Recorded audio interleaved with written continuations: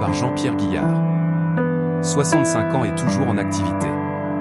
Fidèle à sa ligne éditoriale, basée sur l'objectivité, tous domaines confondus, qui anime l'équipe de rédaction, le titre de cet éditorial n'a d'autre but que de mettre en exergue la longévité de la vie mancelle et sartoise, née en décembre 1959, l'une des dernières parutions régionales de ce type publiée en France par des bénévoles. Cette pérennité, que nous mettons fièrement en avant, n'est pas le fait du hasard.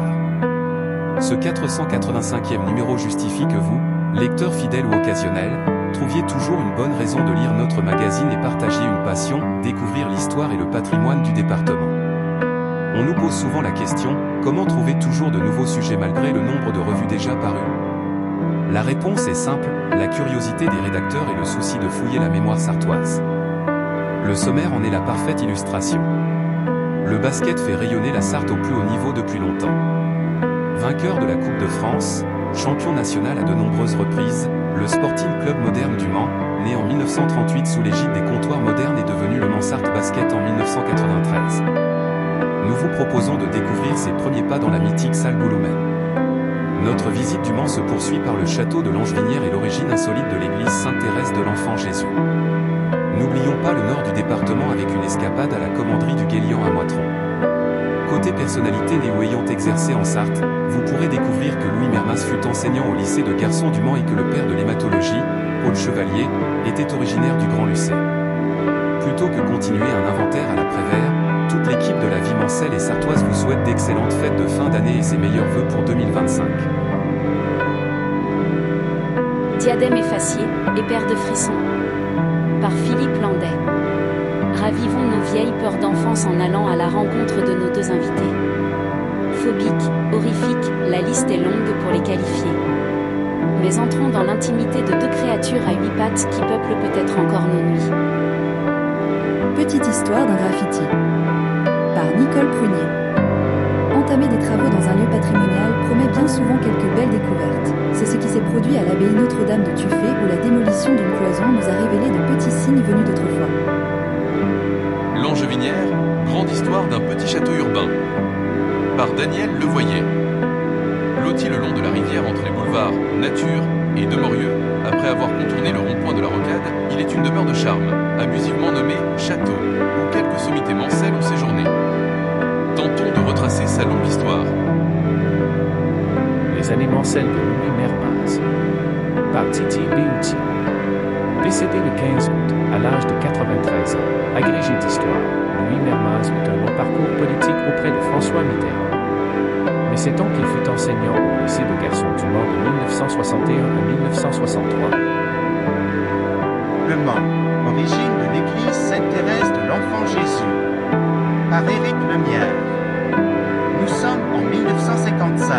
Le quartier du Maroc compte environ 15 000 habitants qui se répartissent de chaque côté de la route d'Angers, dans deux cités, celle du Maroc et celle des Pins. La commanderie templière du Guélian. Par Gérard Blanchard. Amis lecteurs, sur la route départementale reliant Beaumont à Fresnay, vous avez peut-être omis de vous arrêter au lieu-dit le Guélian. Dommage.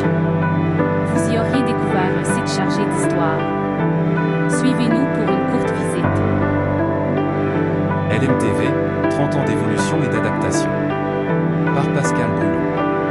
La ville du Mans est l'une des premières en France à posséder sa télévision locale. Au début des années 90, les télévisions de proximité se comptaient sur les doigts d'une main. C'est le raccordement de tous les logements sociaux au réseau câblé de Le Mans Citévision qui a permis cette initiative.